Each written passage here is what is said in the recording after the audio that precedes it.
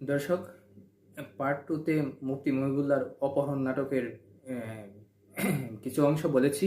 এখন পার্ট থ্রিতে এর পরের অংশগুলো বলছি। আমি যখন কুর্মিটোলা জেনারেল হাসপাতালে ওনার সাথে কথা বলতে চাচ্ছিলাম, তখন মুফতি মহিবুল্লাহর ছোট ছেলে মোহাম্মদুল্লাহ তিতুমির তিনি আমাকে কথা বলতে দেননি। তিনি আমাকে সরিয়ে নিয়ে এসে নিজের মতো করে আমার সঙ্গে কথা বলেছেন।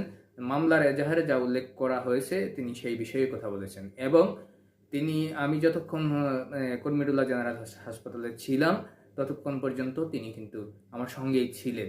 পরবর্তীতে আমি যখন বিদায় নিয়ে নামতে শুরু করি তখন তিনি আমার সাথে আসেন, এবং আমার কেন জানি বিষয়টা নিয়ে একটু মনের মধ্যে একটু রহস্য তৈরি হয়েছিল। যেহেতু অপরাধ বিটে কাজ করি, সেখানে আমার এই বিষয়টা নিয়ে অনেকগুলো সন্দেহ তৈরি হয়েছিল। তাদের লোকচুরি, কথা না বলা, এবং যে মুফতি মহিবুল্লাহর বড় ছেলে আবদুল্লাহর সঙ্গে কথা বলতে না দেওয়া। পরে সিঁড়ি দিয়ে যখন নেমে আসি দুজন, আমি এবং মুফতি মাওলানা মোহাম্মদুল্লাহ তিতুমির দুজন একসাথেই নামছিলাম। তিনি আমার আগে আগে নামছিলেন, আমি তার পেছনে ছিলাম। পরবর্তীতে তিনি একটু 2 সিঁড়ি নিচে নেমে যাওয়ার পর আমি আবার উপরে উঠে কথা বলার চেষ্টা করি তার বড় ছেলে আবদুল্লাহর সঙ্গে। আবদুল্লাহ আমাকে তার বাবার অপহরণের বিষয়ে তার মনের কষ্টের কথা খুলে বলেন। তিনি বলেন যে আমি দেশ বিরোধী এবং দেশের আইন শৃঙ্খলা বাহিনীর বিরুদ্ধে কোনো কথা বলতে চাই না।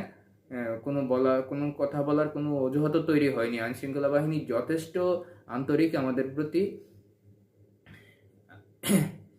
আমি আইন শৃঙ্খলা বাহিনীকে বলেছি যে আমার বাবার অপহরণের সঙ্গে যদি আমার সংশ্লিষ্টতা থাকে তবে আমাকে যেন আইনের আওতায় আনা হয়।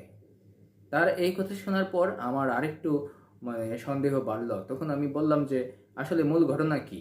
তিনি বললেন যে এইখানে একজন আতাউর রহমান বিক্রমপুরী, তার শিষ্য হচ্ছে আবদুল্লাহর ছোট ভাই মুফতি মহিবুল্লাহর ছোট ছেলে মোহাম্মদুল্লাহ। তারা দুজনে ইচ্ছামতো দেশকে অস্থিতিশীল করতে তাদের ইচ্ছামতো তারা কিন্তু পরিস্থিতি সাজাচ্ছে। তিনি বলেন যে আমি সর্বশেষ আপনাদের মাধ্যমে বলতে চাই, আমি এর আগেও কথা বলিনি, আমাকে কথা বলতে দেওয়া হয়নি। আপনাদের মাধ্যমে বলতে চাই যে যারা আমার বাবা